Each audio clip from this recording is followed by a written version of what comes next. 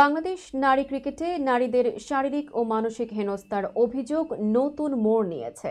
সাবেক নির্বাচক মঞ্জুরুল ইসলাম মঞ্জুর বিরুদ্ধে জাহানারা অভিযোগ তোলার পর এবার মুখ খুলেছেন সাবেক জাতীয় ক্রিকেটার রেশমা আক্তার আদুরি। সম্প্রতি এক সাক্ষাৎকারে রেশমা বলেন, জাহানারা মুখ খোলার পর মনে হলো আমারও বলা উচিত।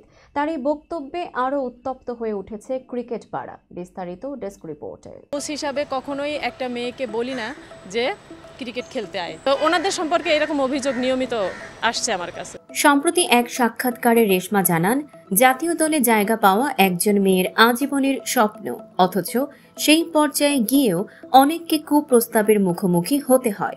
প্রতিবাদ করলে ক্যারিয়ার শেষ হয়ে যায়, এই ভয়েই অনেকেই চুপ থাকে। রেশমার দাবি, জাতীয় দলের ৯৯% নারী ক্রিকেটারই জীবনের কোনো না কোনো সময় যৌন হয়রানি বা কুপ্রস্তাবে পড়েছেন। নারী ক্রিকেটের দায়িত্বে থাকা ৮০% পুরুষ কর্মকর্তা বিভিন্নভাবে মেয়েদের উত্ত্যক্ত করেছেন বলে অভিযোগ করেন তিনি। রেশমা বলেন, কেউ কুপ্রস্তাব দিলে তার প্রমাণ রাখা সম্ভব নয়, তবে বহু মেয়ের কান্না আর অভিযোগ তিনি নিজ চোখে দেখেছেন।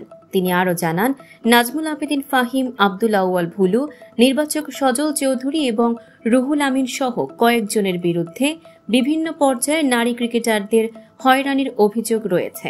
এমনকি নারী বিভাগের অফিস সহকারীরাও কখনো কখনো জাতীয় দলের মেয়েদের অপমান করে কথা বলেন বলে অভিযোগ করেন তিনি।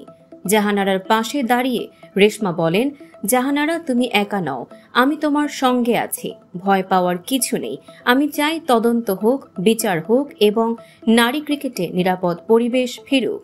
অধিনায়ক নিগার সুলতানা জ্যোতি সম্পর্কেও অভিযোগের সত্যতা উল্লেখ করে তিনি বলেন, সিনিয়ররা মুখ বন্ধ করে সহ্য করায় জুনিয়ররা কথা বলতে ভয় পায়।